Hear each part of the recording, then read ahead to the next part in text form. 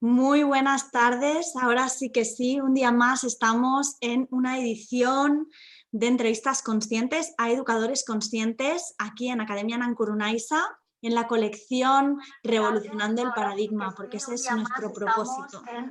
Nuestra misión con estas entrevistas es dar voz a profesionales que ya están haciendo una gran labor en lo que a la revolución del sistema educativo se refiere. Y hoy es turno de Jacqueline Kerlakian, que ya la tenemos aquí, y vamos a darle paso a la entrevista. Ella es una coach certificada de larga experiencia en el campo de la educación. Además, ya la tenemos aquí. Bienvenida, bienvenida. Muchas gracias, me adelanté un poquito, me parece. No, genial, genial. Estaban diciendo que tienes una larga trayectoria en educación, en coaching educativo, que además eres miembro del comité de certificación de la ICF, con lo cual los que somos coach y nos queremos acreditar hemos de pasar por tus manos. Sí. Y además es impulsora de los congresos de coaching internacional, que evidentemente hacéis una labor increíble en la formación de docentes y en la actualización de los profesionales que trabajan en educación. Así que muchísimas gracias por estar hoy aquí con nosotros, Jacqueline. Gracias a vos, Blanca, por la invitación. Para mí es un honor este intercambio de valor que podemos hacer entre España y Argentina. Así que muchísimas, muchísimas gracias. Honrada por este espacio. Así que muchas gracias. Un placer. Bueno, quería empezar preguntándote, porque ya que sabemos que tienes un largo recorrido, una larga trayectoria, tu experiencia te avala, pues que nos hagas un poco partícipes de esta experiencia, que nos expliques un poquito cuál ha sido tu camino hasta llegar a hoy aquí, a hacer todo lo que haces, acompañar a tantos profesionales en su crecimiento. Cuéntanos un poquito, ¿cómo ha sido ese camino? Un largo camino, un largo camino. Cuando terminé mi escuela secundaria, me apasionaba la biología, siempre fui apasionada de los seres vivos, y bueno, estudié el profesorado de biología. Después, por cuestiones de la vida, me dediqué 23 años a la industria de la prestación de servicios, netamente prestación de servicios, y ahí es donde volví a reafirmar y volví a elegir que lo mío pasaba por estar conectada con el comportamiento humano. Había algo que me llamaba muchísimo la atención, era cómo las relaciones impactaban directamente en los resultados. Y bueno, ahí conocí el coaching, que el coaching trabaja justamente en eso, es una disciplina que desarrolla habilidades para alcanzar resultados, y dije, lo mío es por acá. Así que ahí fue cuando estudié coaching, me certifiqué, hice la mentoría también, la carrera de mentora certificada, y me dedico al coaching 100%. La educación la empecé a ensamblar muy de a poco hasta que cada vez me fui metiendo más, porque sentía que todas esas habilidades que nos mostraba el coaching, esas habilidades que nos llevan a alcanzar resultados, eran habilidades que nos servían para la vida, ¿no? Y si la escuela, el propósito de la escuela es formar a los líderes del futuro, son personas que nos gobernarán, son personas que van a estar al frente de empresas, son personas que necesitan desarrollar esas habilidades, convertirlas en verdaderas competencias, ser competentes en esas habilidades. Entonces dije, bueno, qué mejor que ensamblar y que empezar con esto a desarrollarlo desde muy pequeñitos. Así que desde ahí es donde yo siento que con el coaching educativo es mi semillita, mi granito de arena para formar un mundo mejor. Me parece que compartimos propósitos, Jacqueline, porque yo también estoy en este mundo para poner mi granito de arena en el cambio de paradigma educativo. De hecho, ahora estabas hablando de que los educadores, también los padres y madres, tenemos en nuestras manos aquellas personas, aquellas personitas que el día de mañana van a liderar el mundo. En primer lugar, un mundo que no sabemos cómo será, porque no podemos ni siquiera imaginarlo ahora mismo. Y por otro lado, estamos educando a unas personas para un mundo que no podemos ni imaginar y que ni siquiera sabemos de qué material están hechos estas personitas a quienes estamos educando. Entonces, qué importante es ahora más que nunca el coaching, el autoconocimiento, el desarrollo de todas estas soft skills de las que hablas, estas habilidades blandas, que al fin y al cabo son lo que van a hacer posible, ¿no? Que estas personitas afronten este mundo que ni siquiera podemos ahora imaginar, ¿no? Sí, creo incluso con lo que nos pasó a nosotros en el año 2020, cuando se nos vino la pandemia, muy pocos supimos navegar en esta incertidumbre. Y sobrevivieron más aquellas personas que sí supieron adaptarse, que sí supieron reinventarse en la incertidumbre, ¿no? Entonces, aprender a navegar en esta incertidumbre es una habilidad esencial hoy en día. Totalmente. Dicen que la felicidad es directamente proporcional a la capacidad de tolerar la incertidumbre, ¿no? Quería preguntarte, porque hemos titulado a esta entrevista de hoy Educar por un mundo con conciencia planetaria. ¿A qué te refieres cuando nos dices esta afirmación? Cuando se habla de conciencia planetaria es ser conscientes de que el planeta es un sistema, es un ser vivo. Y cada acción que yo pueda hacer en ese ser vivo impacta en otro lado del mundo, ¿no? Este concepto también de, ¿cómo es? Glow local, ¿no? Todo lo que yo hago para el mundo empiezo en esta parte, empieza en mi parte local. Todo lo que puedo pensar en global, lo puedo pensar en local. Si yo quiero un cambio en lo global, tengo que empezar por mi parcela, por mi espacio, ¿no? Y cuando hablamos de conciencia planetaria, hablamos de eso, de convertirnos en seres conscientes.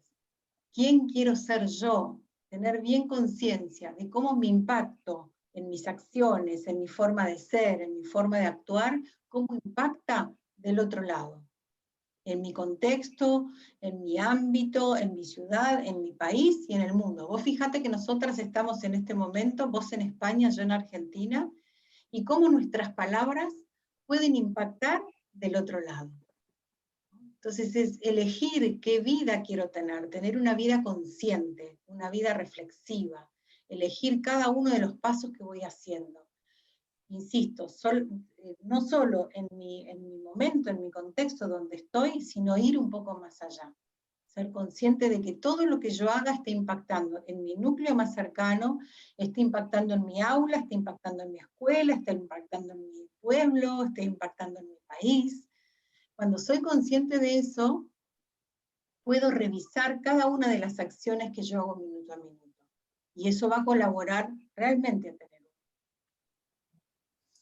Sí, realmente esa frase, ¿no? De si yo cambio, todo cambia. Ya no solo porque cambia la manera en que lo veo, sino que yo cambio mis actos también. Y estos actos influyen de manera directa en mi entorno más cercano y este entorno más cercano influye directamente en todos los entornos con los que comparte, ¿no? Había la metáfora aquella de un aleteo de una mariposa en una parte del planeta puede generar una tormenta en el otro lado, ¿no? Totalmente, totalmente. Y muchas veces cuando hablamos de planeta, se habla mucho, y por supuesto estoy 100% de acuerdo en el cuidado del planeta, por ejemplo, en la emisión con los aerosoles, ¿no? Qué importante que es que yo no los use los aerosoles y cómo impacta el aerosol que yo puedo usar en mi planeta. Ahora, también tenemos que tener en cuenta cuál es el impacto que yo puedo tener en mi círculo cuando, por ejemplo, tengo una conversación con palabras que no son muy amorosas o palabras más agresivas, ¿no? Las palabras dicen que construyen o destruyen relaciones. Entonces, esos contextos también los puedo recrear yo, con la forma en la que me relacione, ¿no? Fíjate que mi post de hoy va precisamente, dice así, dice, somos lo que comemos, pero también lo que decimos. Y hemos de tener muchísimo cuidado con lo que hablamos y porque construimos nuestra realidad con las palabras, pero es que además las palabras pueden sanar y pueden herir de la misma manera a nosotros mismos y a los demás. Fíjate que ayer me encontré por la calle una persona que hace un tiempo me estafó y me robó y yo le saludé y esta persona no solo me gritó, sino que me insultó. Yo le saludé, hombre, ¿cómo estás? Y me gritó y me insultó. Y evidentemente en ese momento el cuerpo se me revolvió y pude mantener a raya mi ego y hice silencio simplemente, porque no hubiese dicho nada bueno en ese momento. Entonces, como aquello que iba a decir me perjudicaría más, me ensuciaría más que aquello que podía callarme, en ese momento no dije nada y luego pude ser consciente de que había crecido un poco con el hecho de haber callado, ¿no? Eso es bonito y son habilidades que vamos aprendiendo con el tiempo y que los pequeños ven en nosotros también, en estos gestos. Ven muchísima sabiduría y muchísimo aprendizaje, ¿no? Totalmente. Sí, sí, hablas netamente de lo que es la gestión de emociones, ¿no? Ser conscientes insisto en la palabra consciente porque también es una palabra que vos usas mucho, en ser conscientes de en qué emoción estoy, o qué estoy pensando que me genera esta emoción, qué me está disparando esta emoción, ¿no? Y somos seres biológicos, biológicamente hablando, hay algo que nos está sucediendo cuando vos decís una palabra que puede herirme o que puede ser amorosa. Hay determinadas neurohormonas que segrega mi cerebro cuando yo escucho, o cuando veo, o cuando huelo, cuando cualquiera de mis sentidos reciben algo que puede ser amenazante, automáticamente yo segrego ciertas neurohormonas que lo que provocan en mí es el rechazo, el alerta, el miedo, y una disposición también a actuar de una determinada manera. Mientras que cuando yo recibo palabras o sonrisas o gestos o que son más amorosos, mi disposición es otra. Esto es algo que también es importante conocer cómo funcionamos nosotros biológicamente. A mí siempre digo, ¿no? Si bien el coaching viene de un devenir filosófico, para mí viene de un devenir biológico, porque somos seres biológicos. Totalmente, ¿no? Y de la misma manera que sabemos cómo funciona el sistema digestivo, pues tenemos que saber cómo funciona nuestra mente, nuestro sistema amigdalar, nuestro sistema reptiliano, claro que sí, y hacerlo consciente precisamente cuando el cerebro más primitivo quiere tomar las riendas o el ego quiere pasar por delante, ¿no? Y precisamente, pero esto en el sistema educativo pasa a último lugar. Si se toca, es como de manera residual para rellenar, para la clase de tutoría, para... Entonces, ahora que estamos hablando del sistema, quería preguntarte, ¿qué crees que le está pasando ahora mismo en la actualidad al sistema educativo? Mira, yo creo que el sistema educativo hasta ahora se vino moviendo con los paradigmas más antiguos, ¿no? Estos paradigmas donde era muy importante el conocimiento, muy importante. Entonces el docente se paraba frente al aula, se para frente al aula a dar la clase, ¿no? Ofrecer conocimiento. Y la forma en que puede evaluar que ese conocimiento fue dado es a través de la evaluación cuantitativa, que sacaste un 6, un 7, ponerle un puntaje, es evaluación. Los chicos memorizan, los estudiantes memorizan, ¿sí? Tiran la información, al cabo de un tiempo esos estudiantes se olvidan de esto que han memorizado. Pero ese paradigma sirvió muchísimo antiguamente, porque era muy valorado y era remunerada la persona, que tenía era alto valor de conocimiento, su CV alto, su CV con su currículum, con muchos másters, MBAs, eran muy valorados todo eso. Ahora, ¿qué es lo que está sucediendo hoy? Hoy sabemos que dentro de 10 años aproximadamente el 45% de los trabajos que hay hoy van a ser reemplazados, tareas, ¿no? Van a ser reemplazados por ordenadores. Entonces, ¿cuál va a ser el valor que va a poner el hombre? El hombre, el valor que va a poner en este campo laboral, va a ser el poder de decisión, la creatividad, la resolución de problemas. Ese es el valor que va a tener el ser humano. Entonces, el sistema educativo, la propuesta que nosotros hacemos es que el sistema educativo eduque para esa persona que en ese futuro va a estar haciendo un trabajo que hoy se desconoce, así como hoy hay trabajos que antes no existían, ¿no?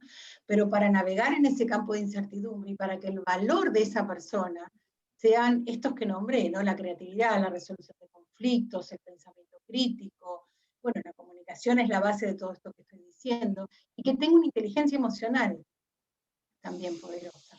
Esos son los valores que el ser humano requiere hoy y va a requerir el día de mañana. O sea, no sabemos cómo van a ser los trabajos, pero sí sabemos cómo va a ser ese ser humano. Entonces, tenemos que trabajar en el sistema educativo para esa persona. Y ya no nos importa más, no nos tendría que interesar más el conocimiento puramente dicho, porque ese conocimiento lo va a poder encontrar en la web. Nos interesa más que aprenda a reflexionar con ese conocimiento. Entonces, al fin y al cabo, el conocimiento, el qué se trabaje, no debería de ser importante, ¿no? Mira, yo siempre pongo el mismo ejemplo, ¿no? Como profesora de biología. Si yo tengo que dar sistema respiratorio, el sistema respiratorio es importante, lo tienen que saber, es obligación. Acá tenemos un Ministerio de Educación que nos pide que demos el sistema respiratorio. Es importante, más o menos. Tengo que primero buscarle qué es lo que a los estudiantes les interesa del sistema respiratorio, provocar la curiosidad. A través de un cuento, a través de un video, a través de una pregunta, provocarles curiosidad, escucharlos, saber escuchar, importantísimo del docente, para que esto del sistema respiratorio que yo les voy a ofrecer sea significativo para esos estudiantes, les aporte algún valor. Entonces, de esa forma, sí yo voy a poder dar mi sistema respiratorio embebido, enlazado con las habilidades que nosotros queremos enseñar.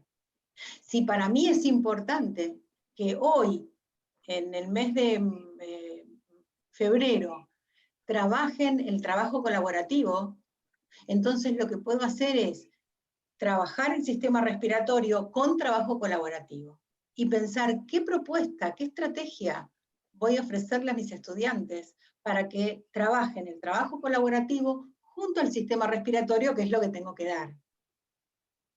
Es lo que tengo que dar, ¿eh? Es lo que tengo que dar, porque me obligan, porque me dicen desde el ministerio que tengo la currícula, lo tengo que cumplir.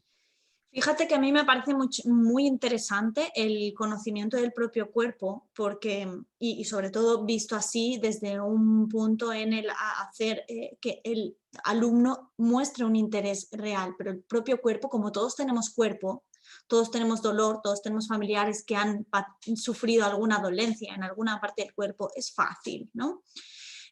Sin embargo, por ejemplo, cuando toca estudiar los ríos o los pueblos o los minerales, al niño que las piedras le dan absolutamente igual, ¿no? Va a quedar fuera o va a tomar una parte muy poco activa dentro de la actividad del aula. Entonces, por eso la pregunta es, ¿para qué es importante? ¿Para qué enseño lo que enseño? ¿Para qué quiero verdaderamente que sepan todos los ríos? ¿Cuál es la finalidad? Muy pocas veces nos preguntamos como docentes, ¿qué es lo que yo quiero que ellos sepan a través del conocimiento de los ríos? Que lo sepan de memoria, que lo sepan ubicar, que tengan conocimiento que hay ríos, que sepan el para qué de los ríos. ¿Qué es lo importante para mí? ¿Y qué es lo importante para ellos? Por eso en este nuevo paradigma educativo pasa a tener centro el alumno más que el docente. Antes el centro era el docente, en donde el docente venía con su libro bajo el brazo y con todo su detalle de temas que tenía que dictar, y dictaba. El alumno escuchaba, recibía, y el docente daba. Hoy eso se cambió. El nuevo paradigma lo que propone es que no sea el docente el que da y el alumno un mero receptor de conocimiento, estático. Queremos algo más dinámico. No queremos diferencias, queremos ponerlos al mismo nivel. Y para eso el docente necesita escuchar y necesita crear contextos que faciliten este aprendizaje, estas ganas de aprender. Fíjate, las ganas de aprender, ¿no? Y luego tenemos aquí en España al menos unos índices de abandono escolar elevadísimos, cada vez más elevados, ¿no? Hoy mismo he ido a las puertas abiertas de un instituto al que estamos pensando de matricular a mi hija el año que viene. Y hemos visto, nos han explicado cómo trabajan en las aulas, las sillas, ahora con la pandemia todavía más, ¿no? Trabajo pupitre individual con su silla en filas de A1, escuela, me ha parecido, he recordado cuando hice el trabajo de final de instituto precisamente, que lo hice de la Escuela de la República, que se cargaron ya este modelo de sentarse en las aulas y hemos vuelto a la escuela de la dictadura, ¿no? Las filas de A1 separados, sin hablar unos con otros porque tienen que estar el máximo tiempo en silencio detrás de esas mascarillas que llevan todo el día, ¿no? Trabajando en unas tabletas, trabajan sin libros de texto, sin papel y trabajan con unas tabletas, con lo cual están los niños con la pantalla ni siquiera mirándose entre ellos, mirando al profesor, ¿no? La verdad es que me ha dado muchísima pena, me he entristecido cuando los profesores hablaban de los niños tienen que, luego el segundo trimestre tendrán que, deben de, nosotros tenemos que. O sea, me da la sensación... Posibilidad de elección. Exacto. Cero posibilidad de elección y cero posibilidad de que ese niño sea luego autónomo con lo que hace. Porque todo tengo que, debo, que no puedo después elegir, y a la hora de elegir tengo miedo. Exacto, y justo en un modelo, en un momento social, cuando sabemos que emprender es el nuevo trabajar, que el día de mañana ya no vendrá nadie a sacarnos las castañas del fuego y a ofrecernos un trabajo muy probablemente, porque estos trabajos que ahora ofrecen a la mayoría de la población las grandes corporaciones, se van a, como tú has dicho, sustituir por ordenadores o robots.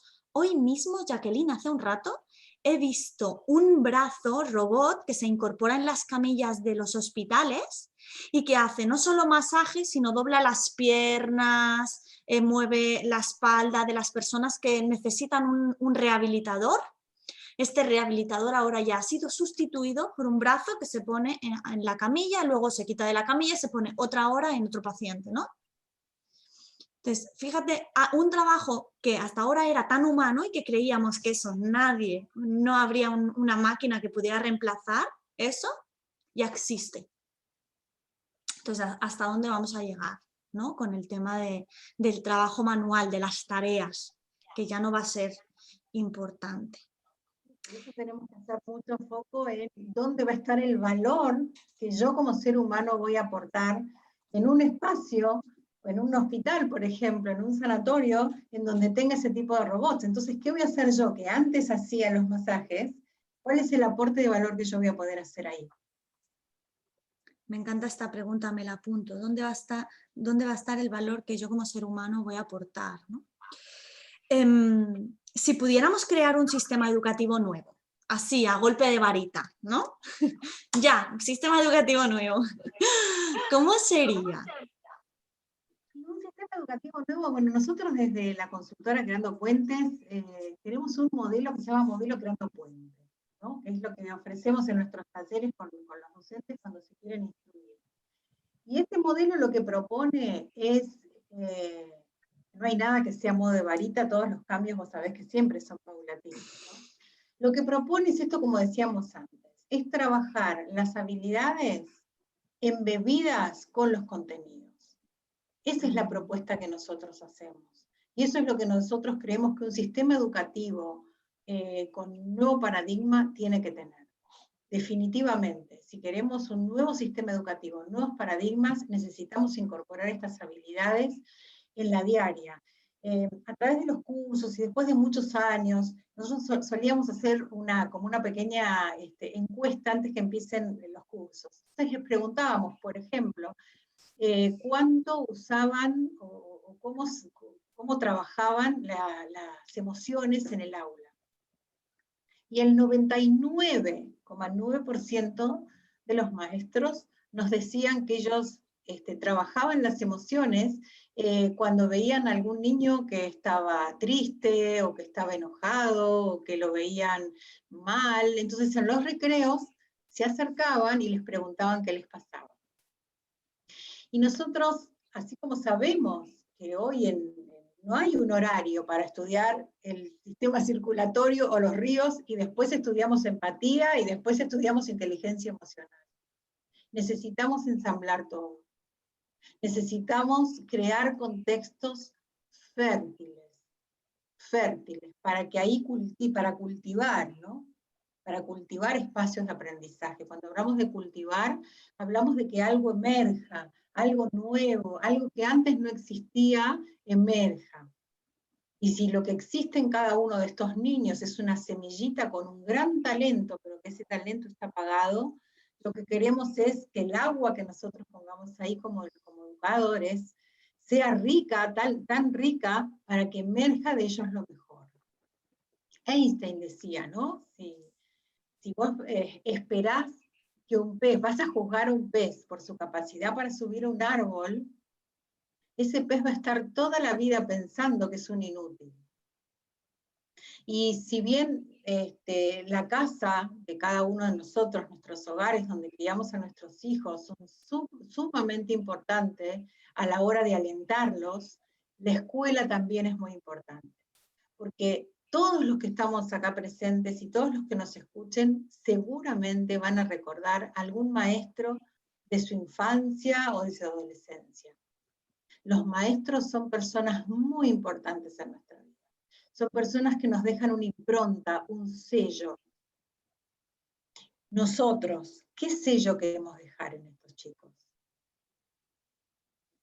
Qué gran pregunta, qué gran pregunta.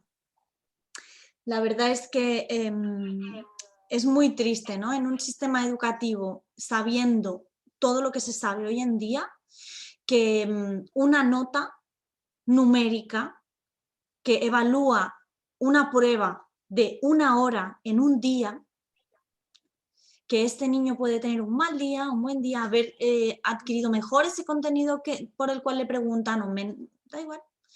La cuestión es que esa nota le va a determinar el resto de su vida. Claro, condicionar, tal cual. Tal cual. Nosotros Entonces, apuntamos... Sí, ¿perdona? No, perdona, sigue. No, y precisamente hoy, ¿no?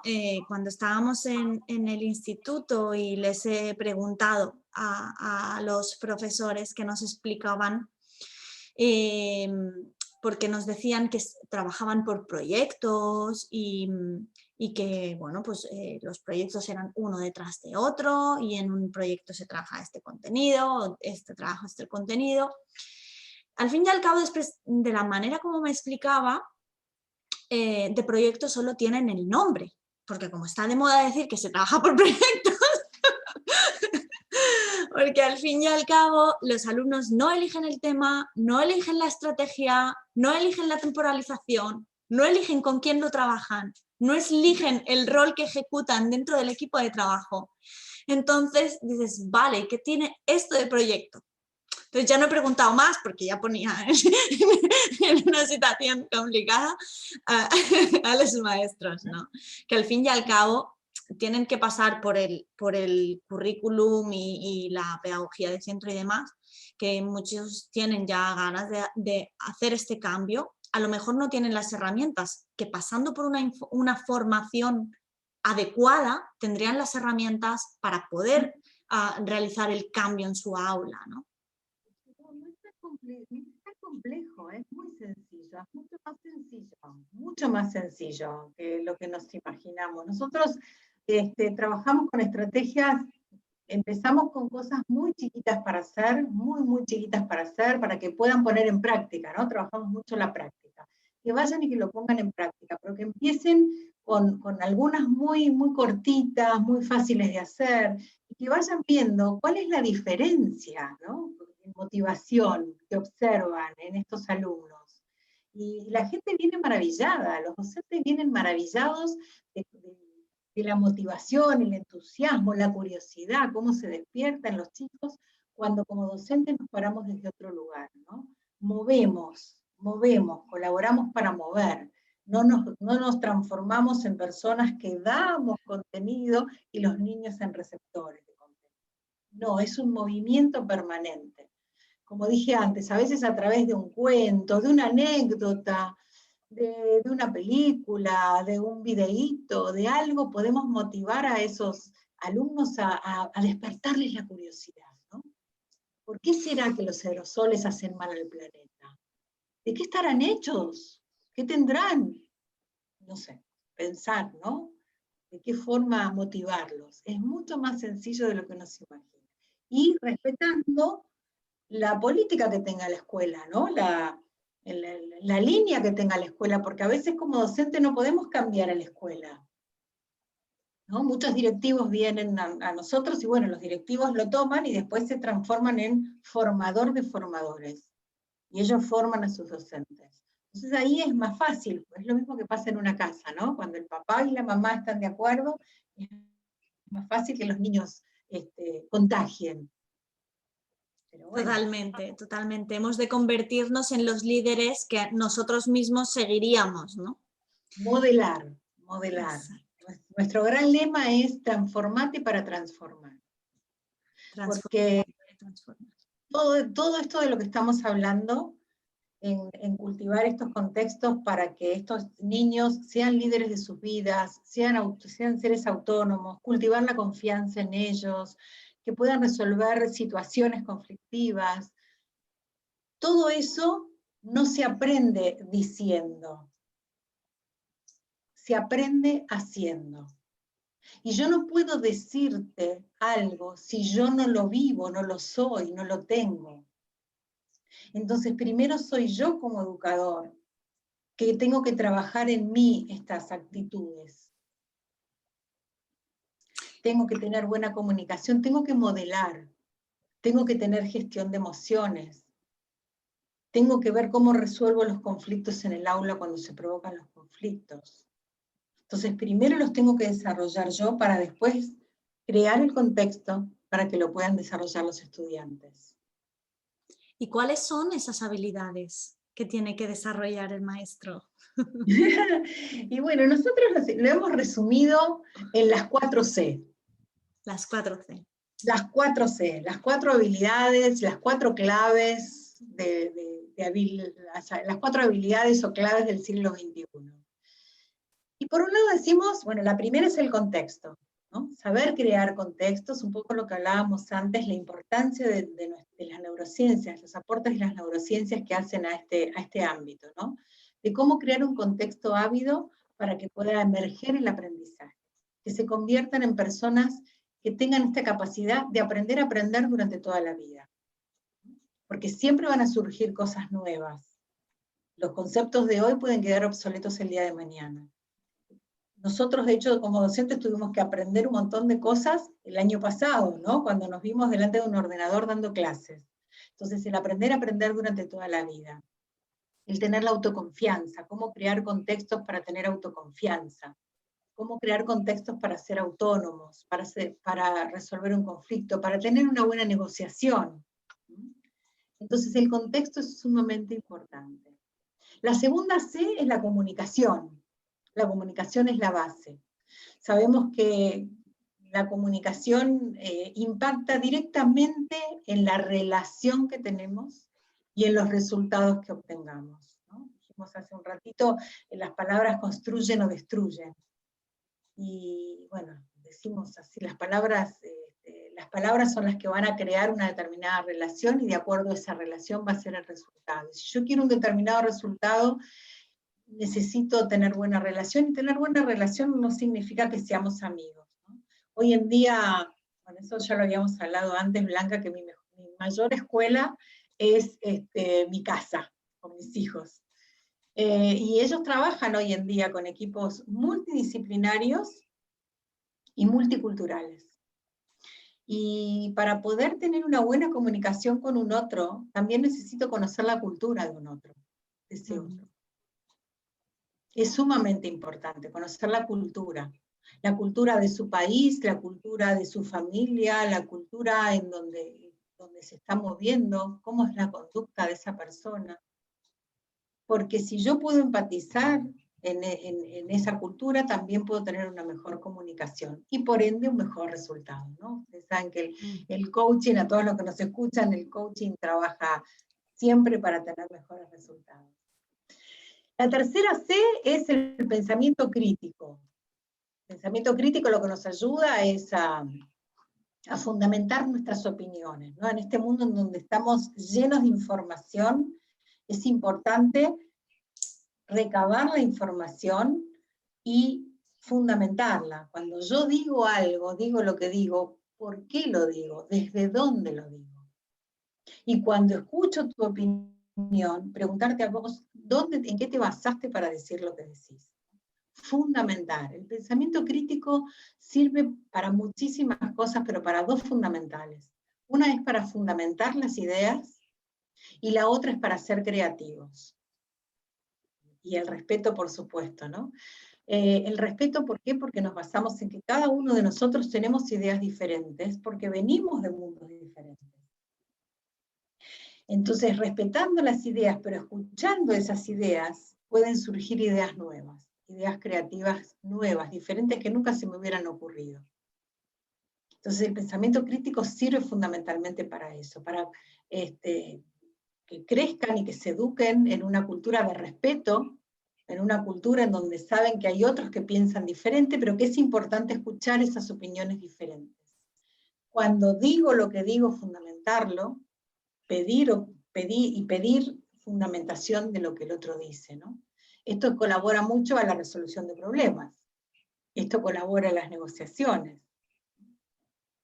Y la tercera, perdón, la cuarta C, perdón, decimos que es el corazón. El corazón. La inteligencia emocional. Sabemos que muchas cosas pasan por el corazón. Muchas veces decimos, se toma la gente por su capacidad intelectual, pero se la despide por su incapacidad emocional. Entonces, entrenarnos en esta inteligencia emocional nos habilita, muchísimas veces nos habilita a navegar estos contextos de incertidumbre. Nos invita a conocernos, nos invita a la reflexión. Hablabas antes de la escuela, ¿no? De cómo con una varita cómo cambiarle. La escuela hasta ahora, con el paradigma que venía muy apuntado a la acción. Nosotros proponemos que vaya más a la reflexión. Cuando un estudiante puede reflexionar acerca de ese río, o acerca de ese aparato circulatorio, o acerca de esa figura histórica, cuando puede reflexionar, puede sacar su propia conclusión. Y eso es muchísimo más valioso, y es muy probable que ese aprendizaje se lo recuerde toda su vida. Fíjate que en la antigua Grecia se aplicaba la disciplina de la mayéutica, el arte de hacer preguntas para encontrar la sabiduría en el interior. Hoy en día no solo no se utiliza esta manera de aprender en las escuelas, sino que muchísimos educadores ni lo conciben, ¿no? Un modelo de aprendizaje coherente. Tanto es así que en la tercera C, la de pensamiento crítico, brilla por su ausencia. Hemos estado muchísimos años con un modelo educativo, no solo en las escuelas, también en los hogares también, la obediencia por la misma obediencia. Y eso ha hecho una generación incapaz de tomar decisiones valientes cuando había que tomarlas, ¿no? Una sociedad muy dormida a nivel crítico, y la pandemia nos lo ha demostrado. Ha llegado un momento en adaptarse y ha sido incapaz de hacerlo muchísima gente por esta poca capacidad crítica y de análisis y esta poca capacidad creativa, ¿no? Fíjate que en recursos humanos una de las habilidades más solicitadas por las empresas era la responsabilidad como habilidad para responder, la capacidad crítica, ¿vale? La capacidad crítica la capacidad creativa, perdón. La capacidad creativa ante las circunstancias que nos permiten también esa responsabilidad.